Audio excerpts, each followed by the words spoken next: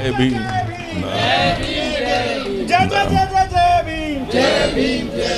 और जय इस देश में बुलंद हो रहा है जय भीम का नारा, सारे देश में बुलंद हो रहा है जय भीम का नारा, इसलिए जाग रहा है भारत सारा। मेरे बाबा साहब अम्बेडकर जी इस देश में चमकने वाला तारा, मेरे बाबा साहब अम्बेडकर जी इस देश में चमकने वाला तारा, और एक दिन हम जय भीम के दुश्मनों को बजा देंगे बारा। और इसलिए ये काम हम करते रहेंगे। हम भी हिंदू थे, लेकिन हमें मंदिर में जाने का मौका नहीं था। हम भी हिंदू थे, इन गांव के कुएं पर हमें पानी भरने का अधिकार नहीं था। हम हिंदू थे, लेकिन हमें कोई टच नहीं करते थे। तो मैं दलित प्रांतर के जमाने में मैं ऐसा बोलता था कि वो जमाना था कि वो हमको टच नहीं करते थे, लेकिन अभी ऐसा जमाना आया है कि हम उनको टच नहीं करेंगे। जिन्होंने हमको टच नहीं किया था उनको हम भी नहीं टच करेंगे, लेकिन अगर हम नहीं टच करेंगे तो चुनकर आएंगे नहीं। इसीलिए वो हमको आज टच कर रहे हैं। मैं बाबा साहब का अनुयायी हूँ, और आज ब्राह्मण समाज के अनेक लोग बाबा साहब को मानते हैं। सभी समाज के लोग बाबा साहब को मानते हैं, क्योंकि बाबा साहब को मानना ही होगा। बाबा साहब का संविधान जिनको मंजूर है उनको ही देश में रहने का अधिकार है। जिनको बाबा साहब का संविधान मंजूर नहीं, उनको हमारा कहना है कि यहाँ से चले जाओ। इस देश में आपको रहने का बिल्कुल अधिकार नहीं है। बाबा साहब के संविधान ने सबको न्याय दिया है, और इसलिए मुझे बुद्ध विहार बनाने का है शौक, इसलिए मैं आया हूँ चांदनी चौक।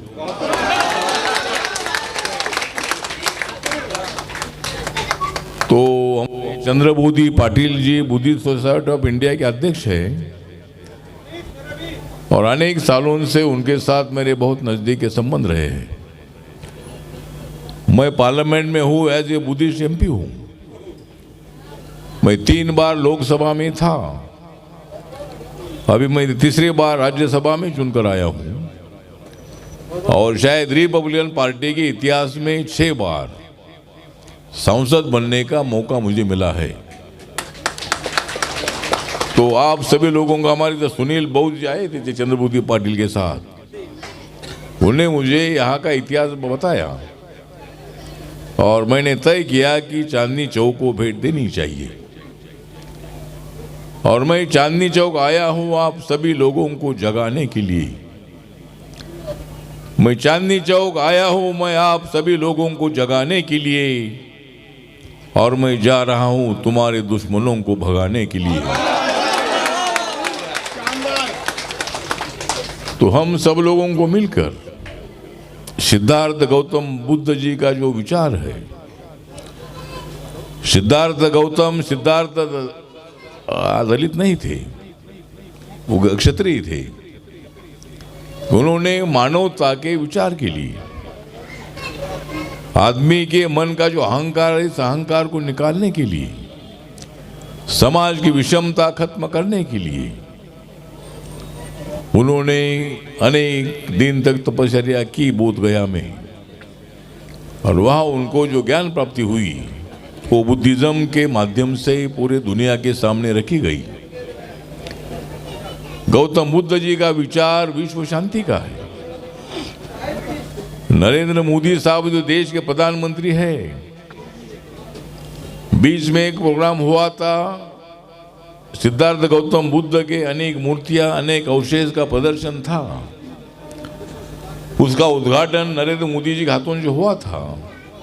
मैं भी उसी प्रोग्राम में था, और तब नरेंद्र मोदी जी ने बताया कि हमको युद्ध नहीं चाहिए, हमको बुद्ध चाहिए। तो आज मतलब जिस तरह अमेरिका, इस्राएल, ईरान का युद्ध चल रहा है, रशिया यूक्रेन का युद्ध चल रहा है, इस्राएल हमास का युद्ध चल रहा था, तो ऐसे युद्ध से मानव का संहार होता है। सम्राट अशोका जी ने कलिंगा का युद्ध जीता था, और कलिंगा जो है, कलिंगा भुवनेश्वर से 10-12 किलोमीटर के डिस्टेंस पर है। वह कलिंगा नदी है। जब सम्राट अशोका ने अपने दुश्मनों का ऐसा मारा था कि उनका दुश्मन एक भी जिंदा नहीं था, खून की नदियां बह रही थी, ऐसा लोग बोलते हैं इतिहास में। तो इतना देखने के बाद सम्राट अशोक अस्वस्थ हो गए। राजा ने अस्वस्थ होने की आवश्यकता नहीं थी, लेकिन इतना खून बहने के बाद सम्राट अशोक जी को लगा कि भाई ये अच्छी बात नहीं है, और इसलिए सम्राट अशोक भी बुद्ध जी की ओर आए। और सम्राट अशोका के वक्त पर एक बहुत बड़ा धम्म परिवर्तन हुआ। और उसके बाद अगर सबसे बड़ा धर्म परिवर्तन कौन सा होगा, तो हमारे नेता बाबा साहब अम्बेडकर जी के नेतृत्व में हुआ नागपुर में। 14 अक्टूबर 1956 को बौद्ध धम्म की दीक्षा बाबा साहब ने ली। गांव के बाहर रहने वाला हमारा समाज, अनटचेबल हमारा समाज, अस्पृश्य हमारा समाज, हम भी हिंदू थे लेकिन हमें मंदिर में जाने का मौका नहीं था। हम भी हिंदू थे लेकिन गांव के कुएं पर हमें पानी भरने का अधिकार नहीं था। हम हिंदू थे लेकिन हमें कोई टच नहीं करते थे। तो मैं दलित प्रांतर के जमाने में मैं ऐसा बोलता था कि वो जमाना था कि वो हमको टच नहीं करते थे, लेकिन अभी ऐसा जमाना आया है कि हम उनको टच नहीं करेंगे। जिन्होंने हमको टच नहीं किया था उनको हम भी नहीं टच करेंगे, लेकिन अगर हम नहीं टच करेंगे तो चुनकर आएंगे नहीं। तो इसीलिए वो हमको आज टच कर रहे हैं, इसीलिए हम उनको टच कर रहे हैं। तो इसीलिए ठीक बात है, बाबा साहब के संविधान ने सभी लोगों को अपना अपना अधिकार दिया है। अनटचेबिलिटी गाँवों में कुछ जगह पर अपने को नज़र भी आती है, लेकिन शहरों में ऐसी अनटचेबिलिटी नहीं नज़र आ रही है। बड़े बड़े मंदिरों में कहाँ ऐसा अपने को नहीं रोकते हैं। तो समाज में परिवर्तन हो रहा है। आज इंटरकास्ट मैरिज हर साल में मेरे मंत्रालय के अंतर्गत हम 2.5 लाख रुपए देते हैं, तो हर साल में 3 लाख से ज़्यादा इंटरकास्ट मैरिज होते हैं। सवर्ण लड़का लड़कियाँ, दलित समाज के लड़के लड़कियाँ आपस में शादी करते हैं। और मेरी शादी भी ब्राह्मण लड़की से हुई है, तो मेरे घर में सारे ब्राह्मण आते हैं, मतलब सारे ब्राह्मण मेरे घर में आते हैं, लेकिन वो दलित नहीं है। मैं उनके घर में जाता हूँ लेकिन मैं ब्राह्मण नहीं हूँ, मैं बाबा साहब का अनुयायी हूँ। और आज ब्राह्मण समाज के अनेक लोग बाबा साहब को मानते हैं। सभी समाज के लोग बाबा साहब को मानते हैं क्योंकि बाबा साहब को मानना ही होगा। बाबा साहब का संविधान जिनको मंजूर है उनको ही देश में रहने का अधिकार है। जिनको बाबा साहब का संविधान मंजूर नहीं, उनको हमारा कहना है कि यहाँ से चले जाओ। इस देश में आपको रहने का बिल्कुल अधिकार नहीं है। बाबा साहब के संविधान ने सबको न्याय दिया है, और इसलिए आज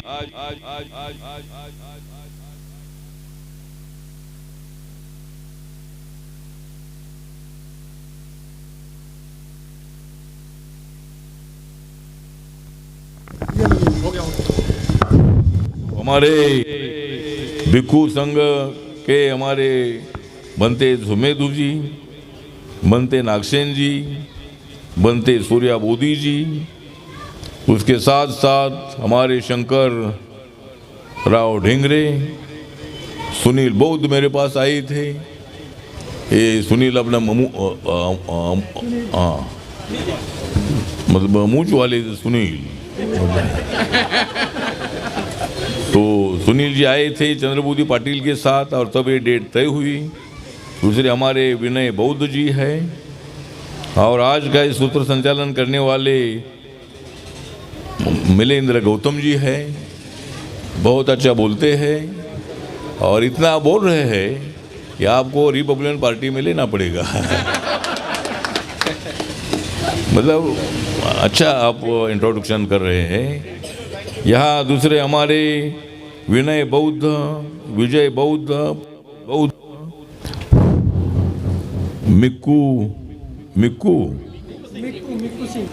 मिक्कू सिंह को भिक्कू सिंह बनाना पड़ेगा।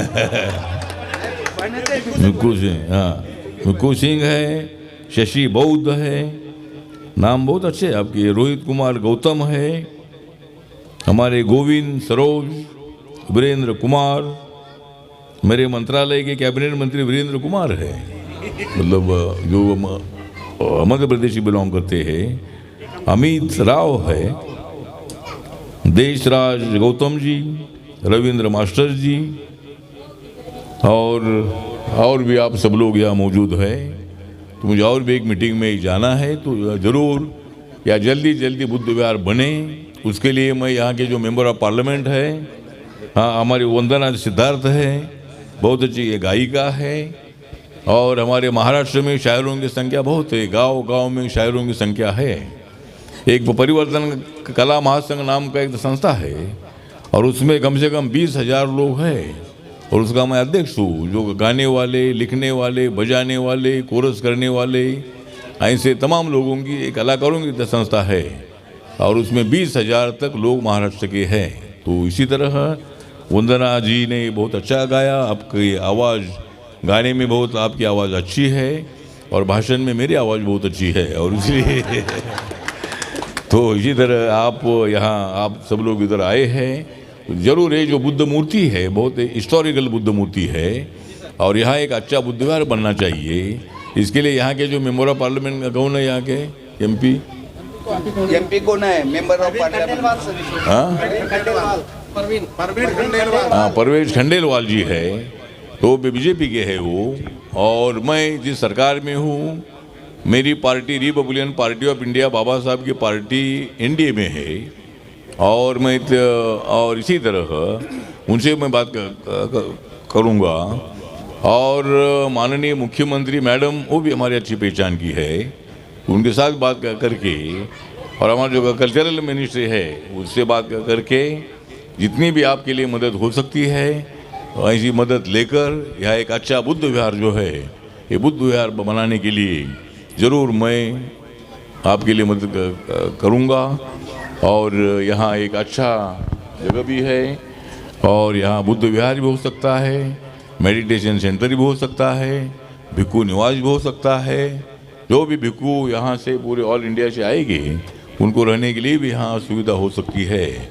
इसी तरह ज़रूर अपन इसमें जो कोई ना कोई तो मार्ग निकालेंगे। एक बार आप मुझे आकर मिलिए, और देखते हम आपके लिए क्या मदद कर सकते हैं। तो मुझे और भी एक मीटिंग में जाना है, और मेरा जो रेसिडेंस है एक 11 सफदरजंग रोड है, जहाँ रेस कोर्स के सामने मेरा कोठी बंगला है, पीएम हाउस के बाजू मेरा बंगला है, और मेरा ऑफिस एक से शास्त्री भवन में था, लेकिन शास्त्री भवन टूट रहा है, क्योंकि नरेंद्र मोदी जी ने तय किया है कि पूरा पुराना तोड़ना है और पूरा नया बनाना है। तो पूरी बिल्डिंग ये टूट रही है।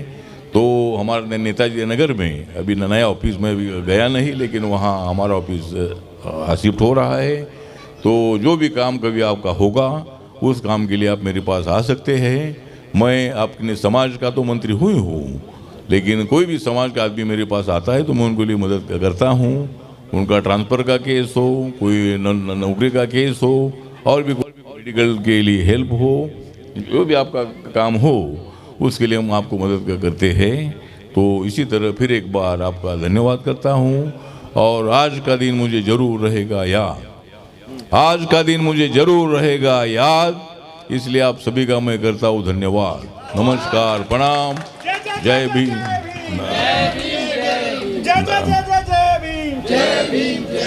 और जय इस देश में बुलंद हो रहा है जय भीम का नारा, सारे देश में बुलंद हो रहा है जय भीम का नारा, इसलिए जाग रहा है भारत सारा। मेरे बाबा साहब अम्बेडकर जी इस देश में चमकने वाला तारा, मेरे बाबा साहब अम्बेडकर जी इस देश में चमकने वाला तारा, और एक दिन हम जय भीम के दुश्मनों को बजा देंगे बारा। और इसीलिए ये काम हम करते रहेंगे। और फिर एक बार मैं आप सब लोग इधर आए, आपका धन्यवाद करता हूँ। और हम संपर्क में रहेंगे। चंद्रबूदी पाटिल यहाँ है, ये हमारे बौद्ध महासभा के अध्यक्ष है। और मैं भी बौद्ध महासभा का मेंबर हूँ। तो इसी तरह मतलब बौद्ध महासभा को बाबा साहब ने जो संस्थापित की है बुद्धिस्ट सोसाइटी ऑफ इंडिया, ये जगह भी बुद्धिस्ट सोसाइटी ऑफ इंडिया की है। हाँ, और ये जगह भी जो है बुद्धिस्ट सोसाइटी ऑफ इंडिया की है। और इसीलिए इस जगह पर अच्छा बुधवार बनाने के लिए पूरा हम सब करेंगे। जय भीम, जय भारत, जय दिल्ली, नमो बुद्धाय। मैं मान्यवर से एक रिक्वेस्ट करना चाहूँगा कि अगर आप हमें ये बताएं कि इस बुद्ध विहार के निर्माण के लिए हम लोग कितना सब्र करें, क्योंकि 72 ईयर्स हो चुके हैं सर, और 72 ईयर्स में इस बुद्ध विहार की हालत जो है वो इन युवाओं ने इस बागदौड़ को संभाला हुआ है। और बुद्ध विहार की जो आप आज हस्तक हालत जो देख रहे हैं वो सर यही है कि अगर आपका मार्गदर्शन हो, अगर आपका साथ